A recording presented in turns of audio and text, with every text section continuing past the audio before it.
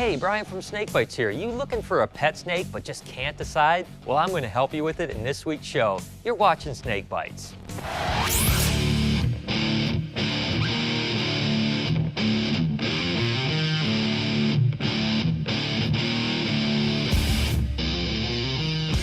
There are so many incredible snakes out there, and you guys know I absolutely love all of them. But when you're thinking about a pet snake, you've got to really take a look and see what would be an awesome choice for you. And again, although there's a million options out there, the most common three snakes I get asked about are corn snakes, ball pythons, and boa constrictors. And although all of them make great pets, there's certainly a lot of differences between those three animals. So I'm going to spend some time in this show and break down what those differences are. So let's go ahead and take a look at some baby snakes.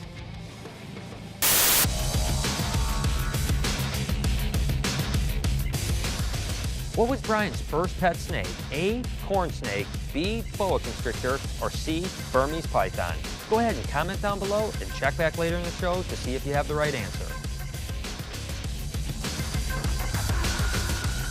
In this week's Reptile Report Spotlight, we'll be highlighting Pangea forums. Go ahead and check out the URL down below or click on the link in the description. I always say that corn snakes are one of the best pet snakes because they're really placid, they don't get really big, and they're really easy to care for. If there's one downside to corn snakes is that they hatch out relatively small, just like this aneurystic or black corn snake. Now this is about 2 months old, so believe it or not, it's grown a little bit. When they hatch, they're just little tiny pencils for sure, and as you can see, they kind of move a lot and are a little bit squirmy as babies. Now when they get bigger, they're much better, but if you're looking for a snake and you're not really comfortable handling snakes yet, corn snakes can sometimes be a little intimidating, and usually they won't bite, but this little bugger is a little bit fired up. But typically they're amazing animals. Now they will mellow out when they get bigger, but let's go ahead and look at ball pythons and compare them to the action that corn snakes have. Now you guys know that I absolutely love ball pythons, and I think they're one of the best pet snakes out there for sure. This happens to be a 3-month-old ball python that's about 100 grams. Now they're born at about 65 to 70 grams, so you can see it's maybe put on about 25% of its weight, but you certainly get the idea of what a baby ball python is. Now, unlike the corn snake, you can see its behavior is completely different. And this is why they call them ball pythons, because their defensive mechanism is to ball up and just kind of hide. Now, if there's a knock on getting a baby ball python as a pet, is sometimes until they're comfortable, this is all you get, which isn't a problem for some people, but other people want their snakes to be more inquisitive and move around a lot. So you've got the corn snake that's really wiggly, the ball python kind of just hangs out and sits here. Let's go ahead and check out a baby boa.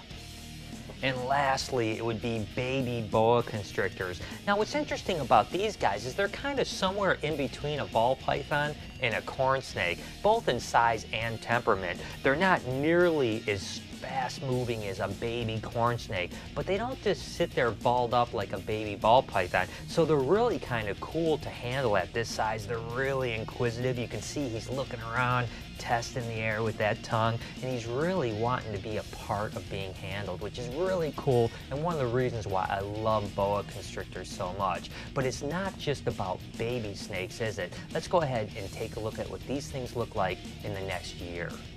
Now, corn snakes actually grow relatively quick, but you gotta remember, they're a kind of small snake anyways. This happens to be about a 10-month-old corn snake, and it's a pretty big size difference from that little snake that I showed you earlier in the show, and you can see they calm down a whole lot. That baby snake was just squirming around. When they get to this age, they're just much more chill and definitely a lot cooler snake. But again, it's only halfway to adulthood. Now, a yearly ball python typically is between the 600 gram and 1,000 gram rate. This happens to be a Mojave GHI, and what a gorgeous snake it is. And she's probably right around that 600 gram mark. And as you can see, when they get bigger, they don't ball up nearly as much. They get a lot more brave when they're this age, which makes them even a cooler pet. Now this is where boas start to get to a point where some people just can't handle them with their size. Now this is only about a 6 or 7 month old boa constrictor. Again, remember that little baby I showed you at the beginning of the show? They grow really quick. Typically, a year-old boa is going to be about 5 and sometimes even 6 foot in length. So again, if you're getting a snake and you don't want a really big animal, boas may not be the right choice for you. But if you don't mind having an animal that's relatively big and you're responsible enough to own them, they are awesome animals. Again, this Sunglow Arabesque is just such a beautiful snake. And as you can see, it's super tame and really inquisitive. Boa's personalities are certainly one of the coolest of all the snakes. The next thing I really want to show you guys is not only the size of adults of those animals, but also talk about handling each one. They're all very different from one another, believe it or not. And let's face it, if you're going to get a pet snake, it's going to be really important that you're going to enjoy handling it right. Now this happens to be an adult corn snake. What a beautiful snake it is. They typically only get 4 to 5 foot, this one being pretty average, but believe it or not, the largest one ever was 72 inches. That's 6 foot. That's one big corn snake. But I tell you what, even though they're a little squirmy as babies, they're fantastic animals as adults. This is an adult ball python. Well, it's not a normal ball python, obviously. This is a blue-eyed leucistic, and she's about 4.5 foot long and probably 2,500 to 3,000 grams. It's pretty typical for a normal size for an adult, although there's been snakes that have been excess of 6.5 feet and 10,000 grams. But those are monsters and very rare. But when it comes to a handling snake, I tell you, ball pythons are definitely one of the best because you can see how chill they are. They move very deliberately. They're not fast. So if you're a little bit sketchy around snakes, these guys are absolutely perfect. And hey, if you just want to sit on the couch and watch a movie and have your snake sit there and chill, ball pythons are the perfect choice. I always praise boas as being such incredible animals. After all, it was one of my first snakes I ever got, and I've always loved them to death. But as you can see from this adult female here, they get pretty big. So someone that's just starting out in snakes, this might be a little more than you can handle. But you can see they really are super easy to handle for such a large snake for sure. And I always say, it's kind of more of an intermediate snake, to me at least. So when you go from a smaller snake like a corn snake or a ball python, the next step up is a boa before you get into those monsters like Burmese pythons and reticulated pythons. Now this is a pretty average adult female here, probably about 6.5 or 7 foot. 6 to 8 foot is very typical, although they occasionally get 10 foot. And there's been reports of boas up to 15 foot long, but I'll be honest with you, the largest boa I've ever seen was just barely over 10 foot. So that gives you an idea of size and handleability of all those snakes. But let's go ahead and talk about the next things. What do these things feed on? If you're gonna get a snake, you gotta think of all the major things that you need to keep that snake healthy. And one of the big parts of that is feeding. Now, one of the nice things about corn snakes is that they eat small meals, especially as babies, like this little baby pinky mouse. Now, they're pretty cheap, usually under $1 at any pet shop. And you only have to feed them once a week, so it certainly is nice to think that it only costs you $1 a week to keep that pet animal. And they're super easy to feed.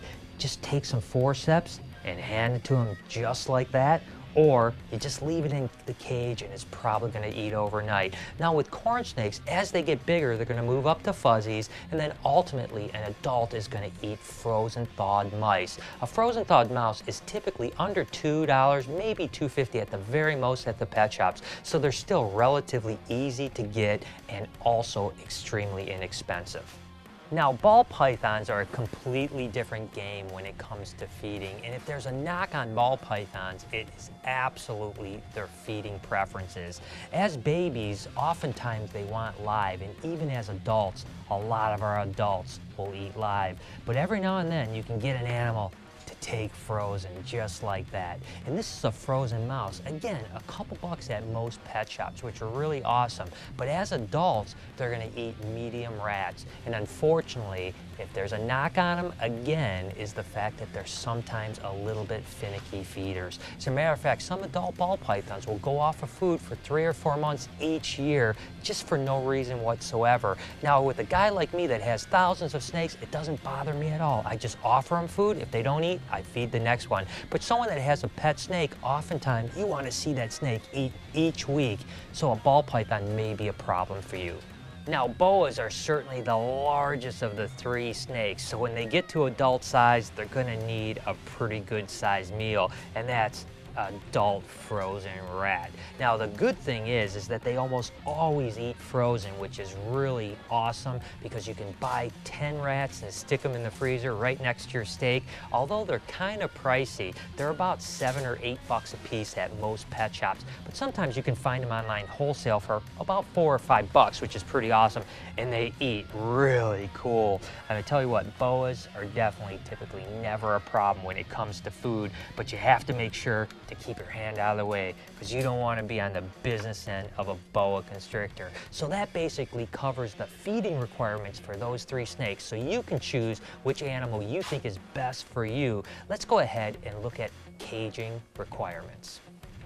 When buying any animal, you have to consider the cost of everything, not just the cost of the animal. And caging is oftentimes more expensive than the animal itself. Corn snakes, ball pythons, and boa constrictors are all pretty simple animals. The good news is you don't need expensive lighting because these snakes don't need UVB bulbs. They spend most of their days hiding anyway, so they get very little sunlight. They come out maybe in the morning and at dusk to sun themselves and warm up a little bit, but that's about it. Now, we keep corn snakes in a rack system just like this, and these are 28-quart Rubbermaids. They just have bedding and a good water source, and of course they have heat tape at the back. With corn snakes, you want to keep them about 82 degrees with a hot spot in the upper 80s, and that's about it. But if you have a cage that you're buying, you're probably going to want something anywhere from a 15-gallon all the way up to a 29-gallon for an adult corn snake, and just some cool stuff in there. Make sure the temperatures are right, and it's pretty simple.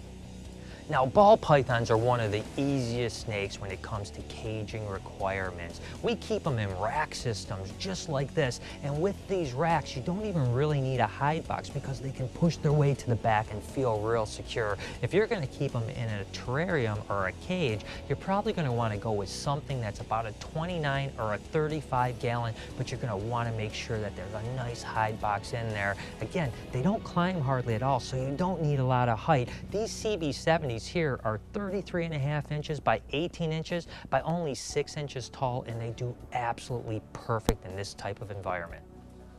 And lastly, boa constrictors. We keep them in 3-foot by 3-foot or 4-foot by 3-foot cages. But if you're keeping them in an aquarium, you're going to need something at least 55 gallons, or even better yet, probably a 90-gallon cage. Or you can have something built that, again, is 4x2 or 4x3, and it would be perfect for them. So there it is, guys. I've given you the requirements for all those snakes and the pros and cons. I tell you, all 3 snakes are winners in my book, and I have no doubt that one of them will be an awesome pet for you or anyone else you know. Dude, why are you working without your shirt on? Especially without chest hair, man. That's embarrassing. Dude, what are you talking about? It's coming in pretty good. Dude, come on, man. This is what a man's supposed to look like right here, dude. This is, haven't you seen Austin Powers? This is what real chest hair looks like on a man. I mean, this is... What are you guys talking about? I'm just showing Mike what a man's chest hair is supposed to look like. Well, what do you guys think of this?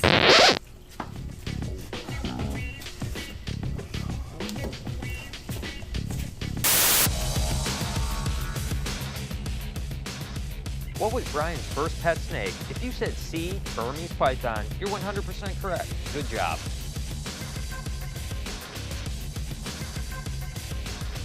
Hey guys, today we covered 3 of the most popular starter pet snakes, but there's a lot of disagreement in that field too. A lot of you think that there are different kinds of snakes that would make great first pets too. So I want to know, what snake do you think is the best first snake? Leave a comment below and let us know. So there it is. I hope you guys enjoyed the show, and maybe I was able to shine a little light on a cool pet snake for you in the future. If you want more tips and tricks, go ahead and follow me over on Facebook and Twitter at SnakeBytesTV. Until next week, you've been watching Snake Bites.